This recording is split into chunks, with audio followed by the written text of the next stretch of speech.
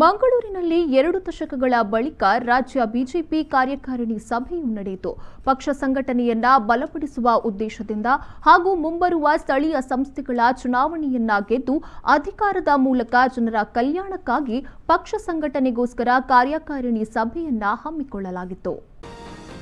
ಬರೋಬ್ಬರಿ 20 ವರ್ಷಗಳ ನಂತರ ಮಂಗಳೂರಿನ ಆತಿಥ್ಯದಲ್ಲಿ ಬಿಜೆಪಿ ರಾಜ್ಯ ಕಾರ್ಯಕಾರಿಣಿಯ ಮಹತ್ವದ ಸಭೆ ನಡೆಯಿತು.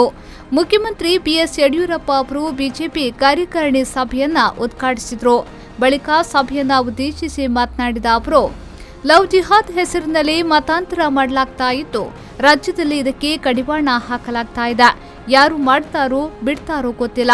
ಸಮಗ್ರವಾಗಿ ಚರ್ಚಿಸಿ ರಾಜ್ಯದಲ್ಲಿ ಇದಕ್ಕೆ ಬಿಗಿ ಕ್ರಮ ಕೈಗೊಳ್ಳಲಾಗುವುದೆಂದು ಹೇಳಿದರು.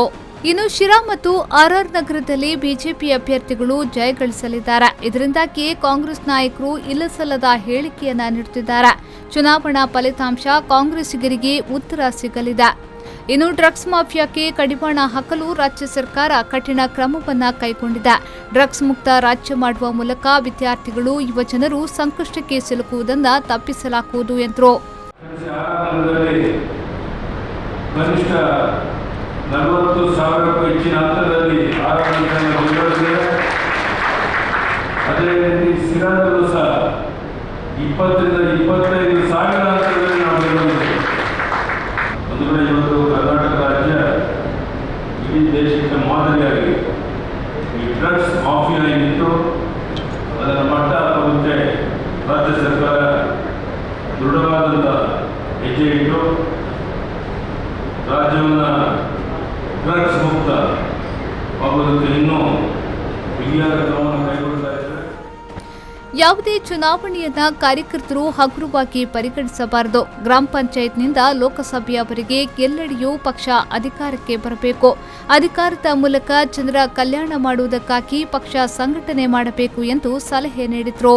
ಸಾಗರದ ಅಲೆಗಳಿಂದ ವಿದ್ಯುತ್ ಉತ್ಪಾದನೆಗೆ ಸರ್ಕಾರ ಆದ್ಯತೆ ನೀಡಲಿದೆ. ಮೀನುಗಾರಿಕೆ, ಸಾಗರೋತ್ಪನ್ನ ಮೌಲ್ಯವರ್ಧನೆಗೂ ಆದ್ಯತೆ ನೀಡುವ ಮೂಲಕ ಉದ್ಯೋಗಾವಕಾಶ ಒದಗಿಸಲು ಸರ್ಕಾರ ಬದ್ಧವಾಗಿದೆ ಎಂದು ಮುಖ್ಯಮಂತ್ರಿ ಹೇಳಿದರು. ರಾಜ್ಯದ ಮೀನುಗಾರಿಕೆ ಬಂಧುಗಳ ಕಲ್ಯಾಣಕ್ಕಾಗಿ ಅಭಿವೃದ್ಧಿಗಾಗಿ ವಿಶೇಷ ಆದ್ಯತೆ ಕರ್ನಾಟಕ ರಾಜ್ಯ ಸರ್ಕಾರ ನೀಡಿದೆ. ಅದರಂತೆ ಆಂತರಿಕ ಭದ್ರತೆಯ ದೃಷ್ಟಿಯಿಂದ ಕರಾವಳಿ ಪ್ರದೇಶಕ್ಕೆ ವಿಶೇಷವಾದಂಥ ಆದ್ಯತೆ ಕೊಡುವ ಬಗ್ಗೆ ಸರ್ಕಾರ ಯೋಚಿಸ್ತಾ ಇದೆ ಅನ್ನೋದು ಮಾತನ್ನು ಸಹ ಈ ಸಂದರ್ಭದಲ್ಲಿ ನಾನು ಹೇಳಕ್ಕೆ ಇಚ್ಛೆಪಡ್ತೇನೆ.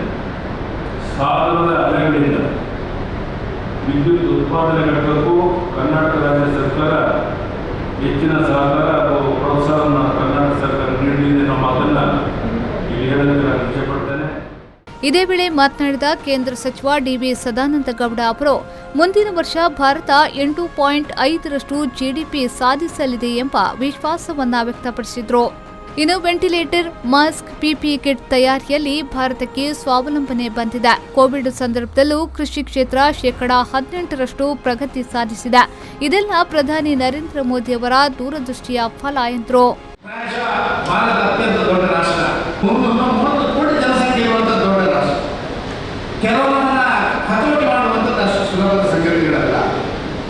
ಆದರೆ ಸನ್ಮಾನ್ಯ ನರೇಂದ್ರ ಮೋದಿ ಅವರು ತಗೊಂಡಂತಹ ದೃಢ ಹೆಜ್ಜೆಗಳು ನಮ್ಮನ್ನು ಇವತ್ತು ಒಂದು ರೀತಿಯಲ್ಲಿ ಆ ಸವಾಲನ್ನು ನಾವು ಸ್ವೀಕಾರ ಮಾಡ್ತೇವೆ.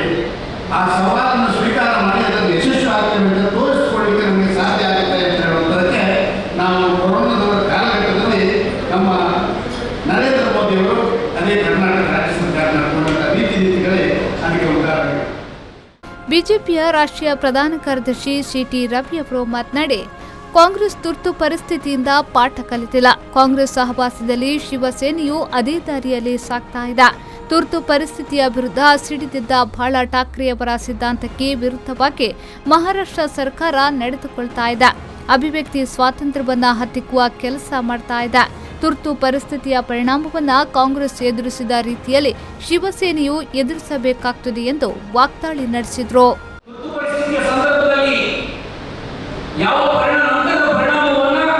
ಕಾಂಗ್ರೆಸ್ ಪಾರ್ಟಿ ಇಡೀ ದೇಶದಲ್ಲಿ ಅನುಭವಿಸಿತು. ಅದೇ ಪರಿಣಾಮವನ್ನು ಮಹಾರಾಷ್ಟ್ರದಲ್ಲಿ, ಅದೇ ಪರಿಣಾಮವನ್ನು ದೇಶದಲ್ಲಿ ಕಾಂಗ್ರೆಸ್ ಮತ್ತು ಕಾಂಗ್ರೆಸ್ ಸಹವಾಸದಿಂದ ಮಾಧ್ಯಮದ ಧ್ವನಿಯನ್ನು ಹತ್ತಿಕ್ಕಲಿಕ್ಕೆ